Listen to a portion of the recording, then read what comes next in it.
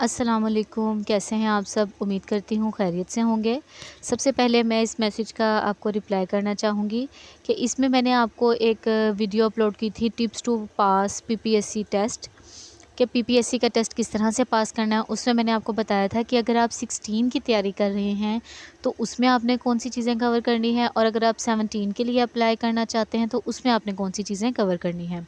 उसमें ये एक मैसेज आया है मुझे कि हमने जो मास्टर्स किया था स्पेशल एजुकेशन में, उसमें हमने तमाम एरियाज़ डिस्कस नहीं किए, वो हमें नहीं करवाए गए, तो हम हर एक की स्पेशलाइजेशन को किस तरह से कर सकते हैं।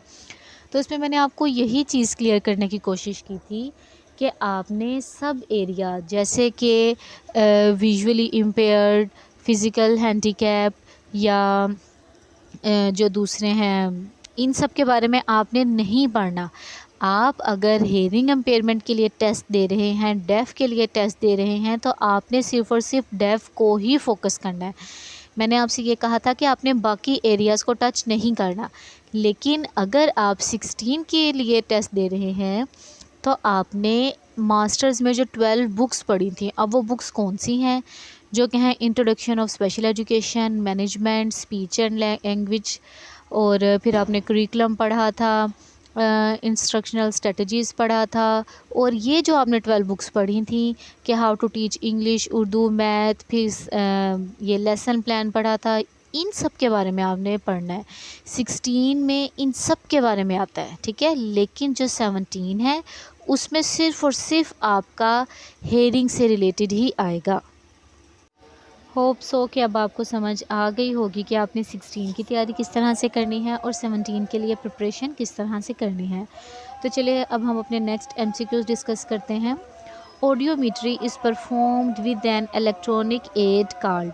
अब ऑडियोमेट्री के बारे में मैं एक कंप्लीट वीडियो अपलोड कर चुकी हूँ, जो कि आप यूट्यूब पे जाके देख सकते हैं कि हाउ टू कंडक्ट ऑडियोमेट्री, इसकी प्री रिक्विजिशंस क्या होती हैं, किस तरह से कंडक्ट की जाती है, इसका रिज़ल्ट किस तरह से निकाला जाता है। ये कंप्लीट वीडियो मैं अपलोड कर चुकी हूँ। तो अब आप मुझे ये बताएं कि ऑडियोमेट्री किसके ज़रिए की जाती है। ऑडियोग्राम, टिम्पैनोमीटर और thermometer. Then audiometer is the correct answer. Audiometer एक ऐसी डिवाइस है जिसके ज़रिए हम बच्चे की ऑडियोमेट्री करते हैं, हेयरिंग असेसमेंट करते हैं। ये एक डायग्नोस्टिक टेस्ट है, इसमें हम बताते हैं कि बच्चे को किस डिग्री का और किस टाइप का हेयरिंग लॉस है, ठीक है। इसमें हम कंप्लीट असेसमेंट करते हैं बच्चे की। Then audiometer is the correct answer. Next है audiometry test performed by psychologist, audiologist, physician और टीचर। अब ये भी आपको क्लियर है कि ऑडियोलॉजिस्ट एक पर्सन है, जैसे डॉक्टर होता है, हर एक की डॉक्टर की फील्ड अलग होती है, डेंटिस्ट होते हैं, हार्ट सर्जन होते हैं, इसी तरह ऑडियोलॉजिस्ट एक पर्सन होता है जो कि क्या करता है, ऑडियोमेट्री करता है, ठीक है। नेक्स्ट है result of audiometry is plotted on. अब जो ऑडियोमेट्री हम कर रहे हैं उसका रिज़ल्ट हम किस पे प्लॉट करेंगे। इसमें हम बच्चों की, आपको पता होगा वैसे तो ऑडियोमेट्री क्या होती है, किस तरह से उसका रिज़ल्ट निकाला जाता है। हाई फ्रिक्वेंसीज़, लो फ्रिक्वेंसीज़ पे बच्चों को टोन दी जाती है, फिर उसकी जो रीडिंग्स आती हैं उनको हम ऑडियोग्राम पे प्लॉट करते हैं। ऑडियोग्राम पर हम एक ग्राफ बनाते हैं, जिससे हमें यह पता चलता है कि बच्चे को किस डिग्री और किस टाइप का हेयरिंग लॉस है। देन ऑडियोमेट्री का जो रिज़ल्ट होता है वो हम ऑडियोग्राम पे अपलोड करते हैं, ठीक है। नेक्स्ट है pure tone audiometry is dash test. ये मैंने आपको पहले भी बताया है कि subjective, objective, screening, all of them. ये एक सब्जेक्टिव टेस्ट है। सब्जेक्टिव कहते हैं, जैसे कि हमें क्वेश्चन पेपर आते हैं सब्जेक्टिव टाइप टेस्ट, उसमें हम डिटेल में आंसर देते हैं। ऑब्जेक्टिव्स में सिर्फ हम येस और नो में आंसर देते हैं, ठीक है।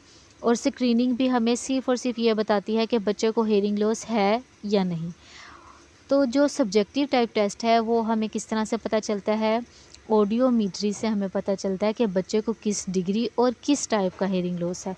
वो हमें कंप्लीट इन्फॉर्मेशन देता है कि मतलब उसको हेयरिंग लॉस किधर है, कंडक्टिव हेयरिंग लॉस है, सेंसोरियल हेयरिंग लॉस है, मिक्स्ड हेयरिंग लॉस है, मिडल ईयर में हेयरिंग लॉस है, कहाँ पे इन्फेक्शन है, या वैक्स की वजह से बच्चे को सुनाई नहीं दे रहा।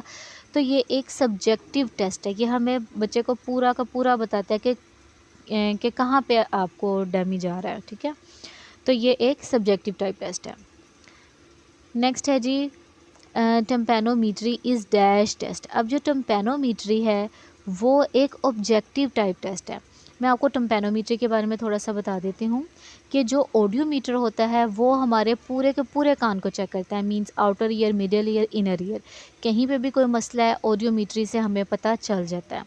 लेकिन जो टिम्पैनोमेट्री होती है ये भी एक टेस्ट है जो कि कान को चेक करने के लिए किया जाता है। ये एक मिडिल ईयर टेस्ट है। इसमें हम सिर्फ़ और सिर्फ मिडिल ईयर को चेक कर सकते हैं। हम इसमें आउटर और इनर ईयर इन दोनों ईयर्स को हम चेक नहीं कर सकते। इसलिए टिम्पैनोमेट्री सिर्फ़ और सिर्फ एक ऑब्जेक्टिव टाइप टेस्ट है। ये सिर्फ मिडिल ईयर को चेक करता है। उसमें अगर कोई इन्फ्लेमेशन है, कोई इसमें सोजिश है, कोई वैक्स है, कोई मसला है मिडिल ईयर में, तो वो हमें टिम्पैनोमेट्री से पता चल जाता है। Pure tone amplitude is quantified in. अब जो प्योर टोन है ये किस में एम्पलीट्यूड किस में मेजर किया जाता है? डेसिबल्स में। ये सारे मीटर्स हैं, हर्ट्ज़, किलो हर्ट्ज़ और डेसिबल्स। तो जो हम प्योर टोन का एम्पलीट्यूड मेजर करते हैं वो हम डेसिबल्स में करते हैं, dB लिखते हैं हम इसके लिए, ठीक है। फिर है stiffness of middle ear causes dash frequency hearing loss. अब जो मिडल ईयर की बात हम करें कि अगर मिडल ईयर में स्टिफनेस हो जाती है तो वो क्या करते हैं कि लो फ्रीक्वेंसीज हेयरिंग लॉस जनरेट करते हैं। उम्मीद करती हूँ आपको आज के MCQ समझ आए होंगे। अगर आपको कोई भी इशू आ रहा है तो आप मुझे कमेंट करें, इंशाल्लाह आपके इशू को रिज़ॉल्व किया जाएगा। तब तक के लिए अल्लाह हाफिज़।